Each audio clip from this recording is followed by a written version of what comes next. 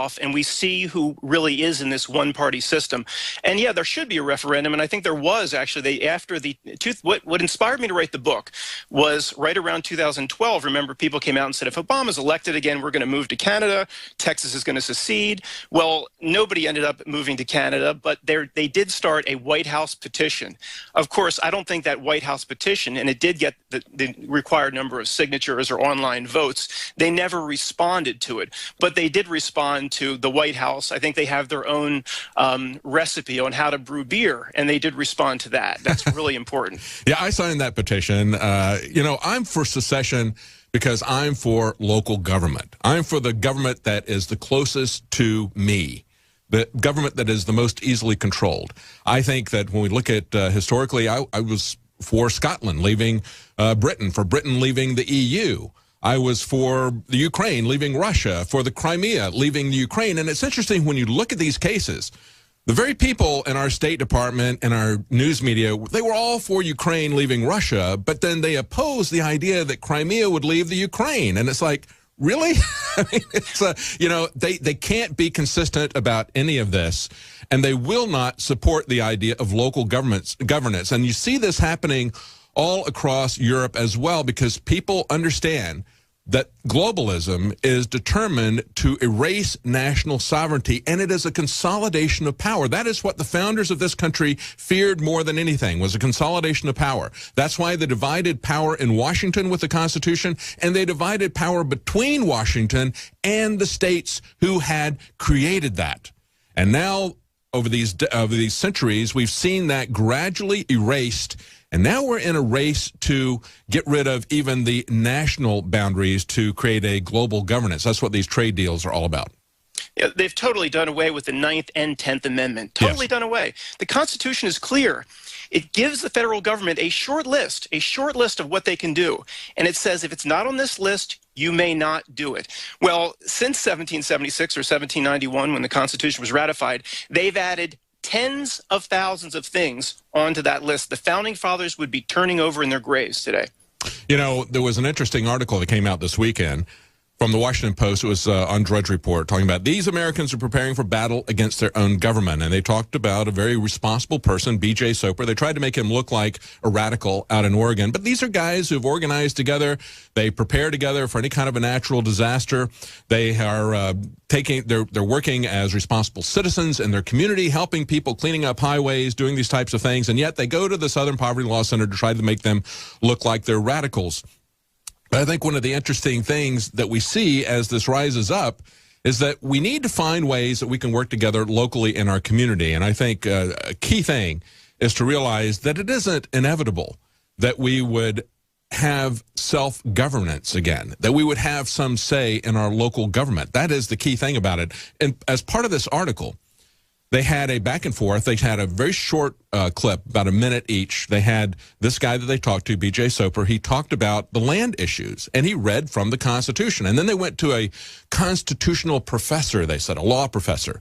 And he said, well, you know, words don't really mean the same thing they did 200 years ago. And it's like, really? What words would those be? 10 square miles, forts and ports, those don't mean the same thing that they did, 250 years ago.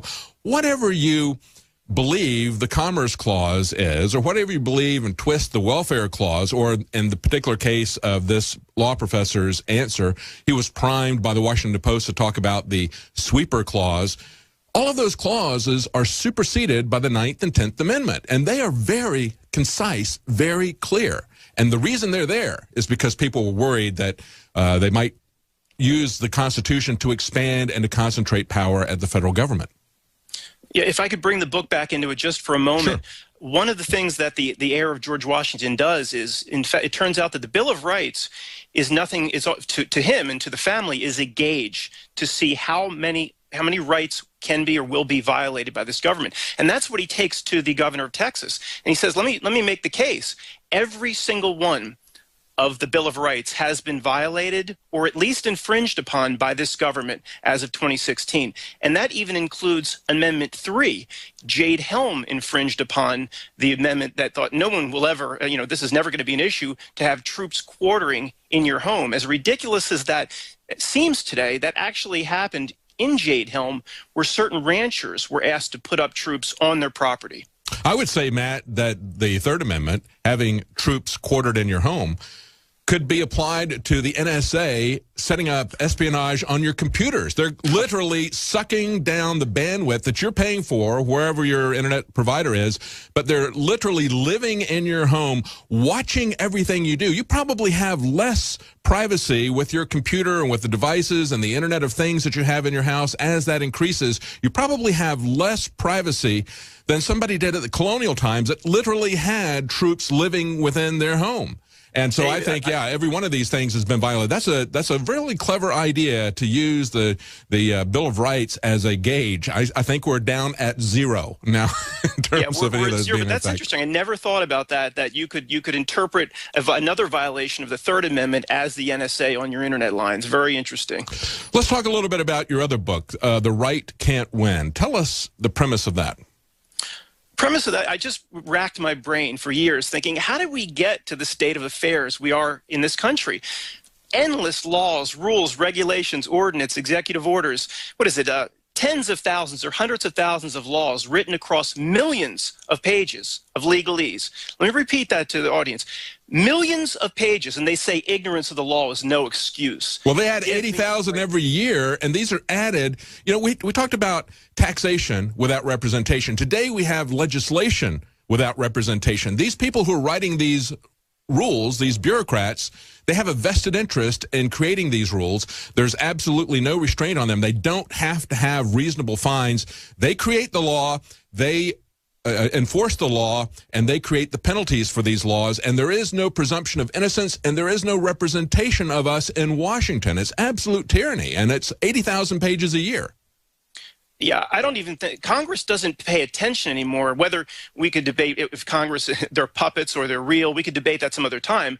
But the fact is they don't pay attention anymore because there's so many bureaucracies, so much administration. Generally, whatever they did in the past has been taken out of their hands. Absolutely. Yeah, we've got to come up to a break shortly, but give us a real quick breakdown, kind of a tease about your other book, The Right Can't Win. Yeah, it's just trying to determine how we got to the state of affairs with all these rules, regulations. Generally, the left, people that want to force feed their castor oil down your throat, force feed their political agendas down your throat, they all flock to Washington. People that just want to be left alone, people that truly understand freedom, don't flock to government. They don't flock to Washington. And that is a simple way to kind of describe why we're in the situation we're in today. You know, I've seen that my entire life. I remember when I was in college, we had student government that was funded by our activities fees, and it was a small clique of people. It was a Black Students Union. It was the Gay Coalition that basically ran for office. Nobody else even paid any attention to this. They got themselves into office, and then they used our student fees to pay for their personal goodies. They got caught, but of course nothing happened to them. It was a perfect example of what I've seen my entire life with real government. They were training these people to be corrupt kleptocrats, and that's exactly what they were. From that day on, I've seen that enacted at every level of government, from student government to the White House. Stay with us. We'll be right back with Matt McKinley, Texas Shrugged. Welcome back to the Alex Jones Show. I'm David Knight, and we're talking to the author of Texas Shrugged, Matt McKinley. Now, the Declaration of Independence was a document of secession. It said that governments were created to protect our individual liberties, and when government becomes destructive of our individual liberties, we have not only the right, but the duty to alter or abolish that government. When we look at it, it looks like Washington is pretty resistant to any kind of alteration, isn't it? What do we do? Do we leave this country? Where do we go if we don't like the situation in America? Where can we go where there's a freer country? There isn't one. We're going to have to create one. The only way that we're going to leave is to leave politically. And, you know, a lot of people say, well, that can't be done. You know, just look at the number. How could we survive without the federal government subsidizing what we do? And as I pointed out earlier, the federal government, is opening our borders to an invasion. This truly is an invasion. At what point does immigration become an invasion? When people are openly opposed to your form of government, when they come in massive numbers, is that not an invasion? I think it is. I think what we have is not illegal immigration. We have illegal invasion that's being aided and abetted by a government that wants to erase our national borders, that wants to take our economy down. And when we look at it from an economic standpoint, what do we get from the federal government? We pay a lot of taxes, business, individual, and others, but when we lose the income from them, what would we lose? Would we lose non-retirement benefits, the welfare program that they put on us as they bring these people in? Would we lose grants and contracts? Yes. We would lose some salaries and wages of federal employees. Some of those we would want to replace, some of those we wouldn't. But the bottom line is that we would be ahead by over $1 billion per week, really about $1.5 billion per week. Texas would be ahead if we stopped sending the money to Washington and stopped getting back what they give us. I think we could live with that. Before we go back to Arthur, real quickly, talking about Texas Shrugged, we have a special at Infowars.com. If you sign up for our free Infowars Underground Insider newsletter that you'll get by email, if you do that at Infowars.com/newsletter, we'll send you a promo code. And you can get 50% off our two most popular T-shirts, Hillary for Prison and Come and Take It. Again, sign up for our free Infowars Underground newsletter. That's a free newsletter, lets you know what's going on with unique content as well as specials that you'll get from time to time. Also, we have a 20% sale that's been extended on Survival Shield X2. That's our nascent iodine. I keep an emergency supply of nascent iodine for my family. I recommend you do the same while you still can. You need to prepare for your family, and this is a great time to do it. You can get it for 20% off at InfoWarsLife.com. I don't know how much longer that's going to last, but that's our pure nascent iodine Survival Shield X2. Matt, give us an idea of what we can do at this point. I think it's very important to have a fictional story that lets us imagine freedom, that lets us imagine a peaceful transition of that, a scenario. I think that's a very healthy exercise of our imagination. What can we do? I mean, look, the book is fiction. Okay, Texas, we don't need the feds knocking on my door here. The book is fiction. But just what you and Alex are doing, we need to wake people up. My goal, my mission in life has become to wake people up. I'll give you an example. People have no idea that for most of our existence, the federal government didn't collect any income tax. And then after Lincoln, in the end of the 1800s, they put in 3%, and people went up in arms. 3%, imagine that, 3%. And then they took it away because it was deemed unconstitutional. And then they got the right judges on the Supreme Court, they put it back in. And then Woodrow Wilson came in, FDR, it jacked up to 92%, I believe. That's 90%. Right. That's right. So people don't know our history. If they knew the history, they would see that the ridiculous size and nature of the federal government is completely unnecessary. Absolutely. Not only unnecessary. We're out of time. TexasShrugged.com, a great book. And, of course, Bernie Sanders says, hey, we should have 90%. And then they enact Obamacare, call it a tax that didn't pass a constitutional amendment. Join us tonight, InfoWars Nightly News.